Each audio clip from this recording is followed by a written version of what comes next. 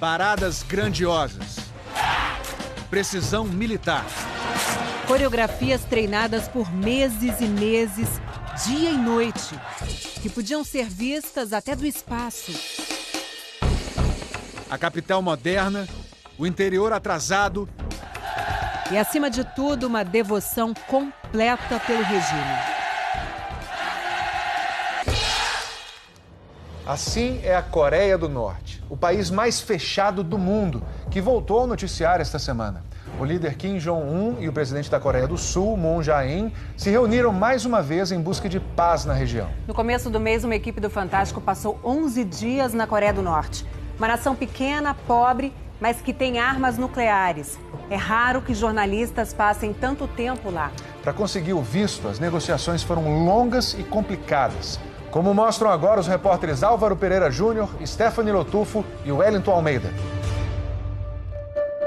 Dia 2 de março de 2018. Procuramos a Embaixada da Coreia do Norte, em Brasília, para uma reportagem sobre um passaporte brasileiro emitido misteriosamente em nome do líder Kim Jong-un. Eu não vou falar sobre isso aqui. Não vale a pena. Ninguém quis gravar a entrevista, mas um diplomata disse: se um dia você quiser fazer uma reportagem no meu país, fale comigo. Nós falamos. Várias vezes. Foram 6 meses de negociações delicadas, de idas, de vindas, de mudanças de data, de cancelamentos de voos, até que finalmente a gente conseguiu isso aqui. Nosso visto para a Coreia do Norte, o país mais misterioso e fechado do mundo. O que a gente vai fazer lá? A gente não sabe. A Embaixada da Coreia do Norte não nos passou uma agenda, segundo eles, por questões de segurança. Bem típico de um país tão fechado quanto esse. Para saber o que vai acontecer, só mesmo indo para lá. Saímos de São Paulo. Por que dessa viagem? Me explica, por favor. Eu não sou jornalista. Não me reportagem. Voamos para Doha, no Catar. De Doha para Pequim. De Pequim... Agora começa a última etapa da nossa viagem, que é sair daqui de Pequim, na China, para a capital da Coreia do Norte, para Pyongyang, no voo 121. É 1 hora e pouco de voo e a gente está lá. Já na chegada, uma amostra do rigor dos próximos 11 dias. Malas reviradas na alfândega. Eles cismaram com umas revistas minhas sobre música inglesas, mas passou. Vieram 3 pessoas nos recepcionar e agora, de agora em diante, é estrada e trabalho. Nossos guias, vamos chamar assim, falam espanhol. E na van, finalmente, revelam onde vamos ficar. O Hotel Yanggakdo, numa ilhota no rio Taedong, que corta a cidade. No saguão, mais um sinal da vigilância implacável. Uma braçadeira de uso obrigatório. Jornalista, em coreano. É o que eles disseram, o P é de press, imprensa em inglês. E tem que pagar, é 30 euros cada braçadeira. Próximo passo, aprender as regras para jornalistas estrangeiros. Artigo 25. Proibido cometer atos que distorçam a realidade do país e que violem a estabilidade e os interesses da sociedade. E o Código Penal, no artigo 62, ameaça. Pessoas que cometerem atos de propaganda contra o Estado receberão pena de 5 a 10 anos de reeducação pelo trabalho.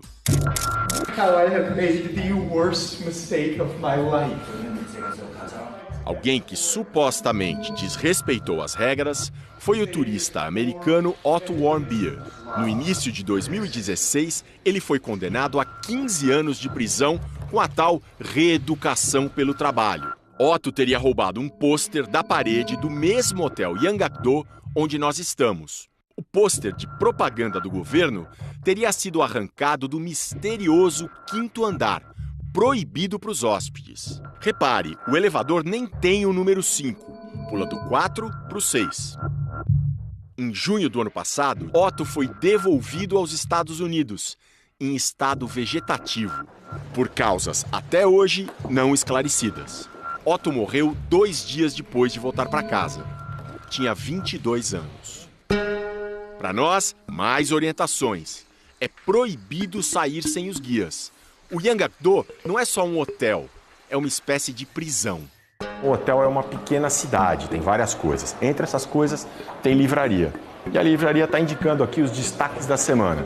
Destaque número 1, Kim Jong-un discute o avanço vitorioso que está acelerando do socialismo. O destaque número 2 é Casos da Vida de Kim Jong-un. 2 são obras ou do Kim Jong-un ou sobre Kim Jong-un. O Yanggakdo tem muitas outras atrações, mas a maior parte do tempo a gente passa nos quartos mesmo. Aqui tem um rádio. Chama a atenção que o rádio não tem aquele botão de mudar de estação. É porque só tem uma estação. Mas ligando, não pega. Na televisão tem 2 canais norte-coreanos. Os 2 passam a mesma programação. Programas que incentivam as pessoas a trabalhar bastante e também tem muito programa a favor do grande líder, a favor do governo. É isso o dia inteiro. Quando saímos, os guias só entregam a programação em cima da hora, ou às vezes nem isso. 8h15 da manhã, até agora a gente não sabe o que a gente vai fazer. Somos levados para conhecer Pyongyang, seu Arco do Triunfo, suas torres. A limpíssima capital, de 2,5 milhões de habitantes, é a vitrine do regime.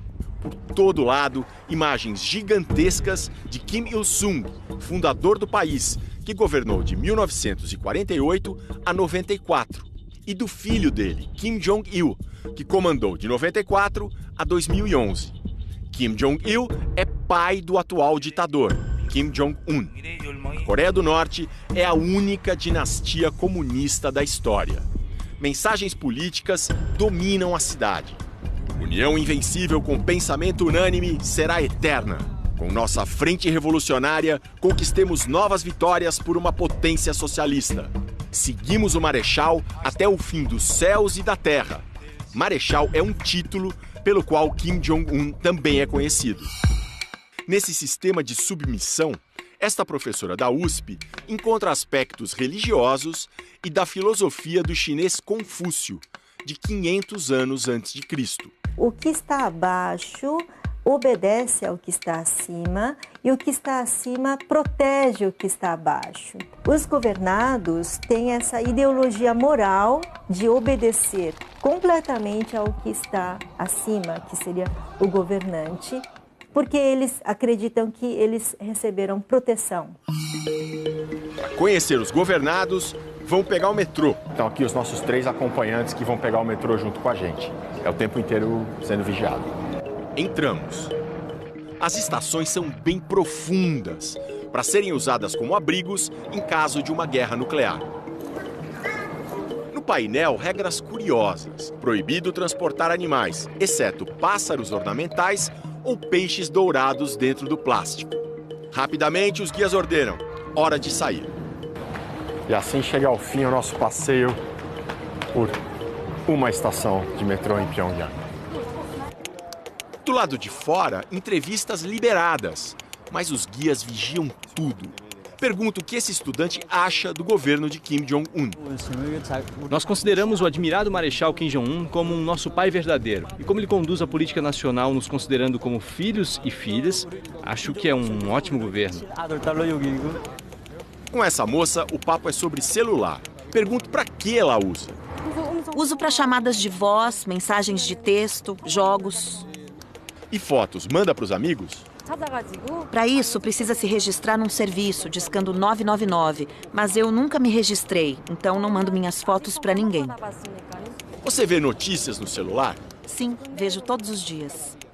O site é do principal jornal, o Rodong Sinmun, que, como todas as publicações, reproduz a visão do Partido Único. Thank you very much. Thank you. O que a Dankyong e todos os norte-coreanos acessam é uma intranet, uma rede altamente controlada. Internet, eles nem sabem o que é, só os estrangeiros podem se conectar oficialmente, comprando celulares especiais. Mas... para ter um pacote de 1 giga, são 200 euros. 200 euros dá R$1.000. Vão ficar sem internet mesmo, paciência. Este aluno do ensino médio nem tem celular. Diz que a maioria dos amigos também não tem. E música, qual o seu tipo favorito? Música revolucionária. E as letras? As que falam do nosso grande líder Kim Jong-un. Justin Bieber. Existe um cantor canadense famoso no Brasil chamado Justin Bieber. Já ouviu falar? O tradutor, que também não sabia quem era Justin Bieber, pergunta. Resposta: não conheço. Num outro bairro, dos mais modernos da capital, essa estudante de engenharia tem celular. Já ouviu falar em Facebook? Facebook? Não entendo essa palavra. O tradutor também não sabia o que era. Eu explico que é uma coisa da internet. Não conheço. E de filmes ela gosta? Gosto especialmente dos filmes que tratam dos feitos dos nossos grandes líderes. A devoção ao regime é absoluta. E é assim desde a fundação, há 70 anos. Até então, a Coreia vivia numa disputa entre dois irmãos imperialistas. Os coreanos diziam que eles eram um camarão entre 3 baleias, o Japão, a China e a Rússia. De 1910 a 1945, a Coreia não existia como nação. Era uma colônia japonesa de relações tensas. Em 1948, com o fim da Segunda Guerra Mundial e o Japão rendido, a Coreia foi separada em duas. A do Norte, comunista, controlada pela então União Soviética, e a do Sul, capitalista, pelos Estados Unidos. A linha divisória era, e é, o Paralelo 38. Duas superpotências decidem fazer isso. Com base no paralelo, simplesmente metade do Norte é minha, metade do Sul é sua. Em setembro de 1950, a Coreia do Norte, sob o comando de Kim Il-sung, invadiu o Sul. Os Estados Unidos conseguiram autorização da ONU para um contra-ataque devastador. Foram quase 3 milhões de mortos, até um cessar-fogo em julho de 53. Nunca se assinou um acordo de paz. É como se o país vivesse em guerra até hoje. O regime se aproveita da situação para estimular o fanatismo patriótico, que aparece com toda a força nas épocas de festa. E esta é uma época de festa e de tensão. Tá rolando uma correria aqui, a gente chegou de uma visita a uma fazenda, a gente pensou que ia jantar, dormir, mas nada disso. Disseram, vocês têm 10 minutos para descer, trazer todo o equipamento que vai passar por uma inspeção. E não dizem mais nada. Depois da inspeção, de horas, os guias mandam entrar correndo no ônibus. Passamos 2 horas na fila, de repente foi uma correria insana, agora estamos indo para esse evento. Ninguém sabe o que é. Era um luxuoso musical de louvor ao regime socialista. Noite de 8 de setembro. As grandes festas estavam só começando.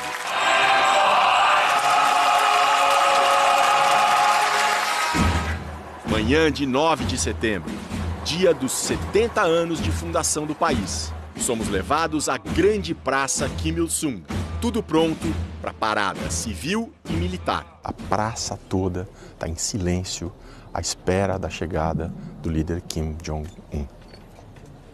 Até que o líder Kim Jong-un chega ao balcão para acompanhar as festas dos 70 anos da República Democrática Popular da Coreia, o nome oficial do país.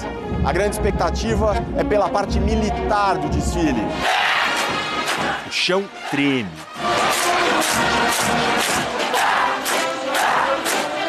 A Coreia do Norte é a sociedade mais militarizada do mundo. Tempo médio de serviço: 6 anos para os homens e 5 para as mulheres. A parada prossegue e uma ausência chama a atenção. Está chegando ao fim a parte militar da parada e não houve a apresentação de nenhum novíssimo armamento, por exemplo, um míssil intercontinental. Isso reforça a atitude menos agressiva que os norte-coreanos vêm tendo nos últimos meses. Ao final de exatas 2 horas, Kim Jong-un celebra ao lado de Lee Jae-shu, o número 3 do governo da China, o principal país aliado da Coreia do Norte. O dia seria longo. À noite, mais uma vez, fomos colocados num ônibus sem saber para onde. Chegamos ao estádio 1º de maio. A entrada foi uma guerra.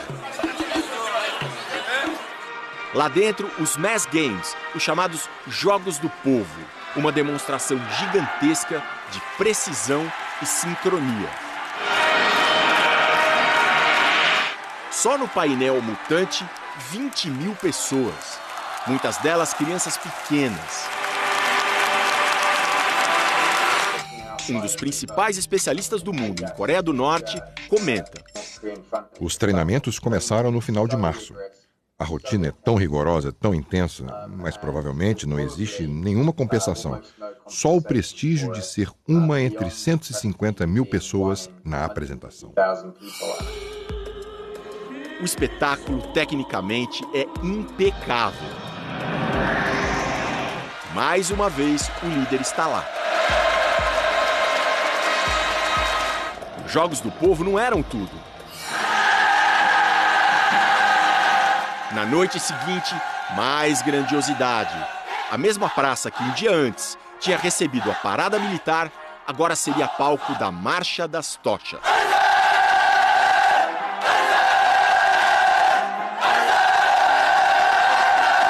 Dezenas de milhares de estudantes de ensino médio superior demonstram com unidade matemática seu fervor pela dinastia Kim. Manzé! Viva! As comemorações finalmente terminam. Mas não a nossa viagem. Na semana que vem, o que se come na Coreia do Norte? Um pouco doce e um pouco apimentado ao mesmo tempo. O zoológico dos tigres tristes. Uma viagem pelo interior, vedado para os estrangeiros. A voz operária. Será que no comunismo dos Kim, os trabalhadores se sentem no poder? E os norte-coreanos que aprendem português. Vocês conhecem alguma coisa da comida brasileira? Acho que o feijão e arroz e batata. Domingo que vem, em mais um episódio de 2018, 11 dias na Coreia do Norte.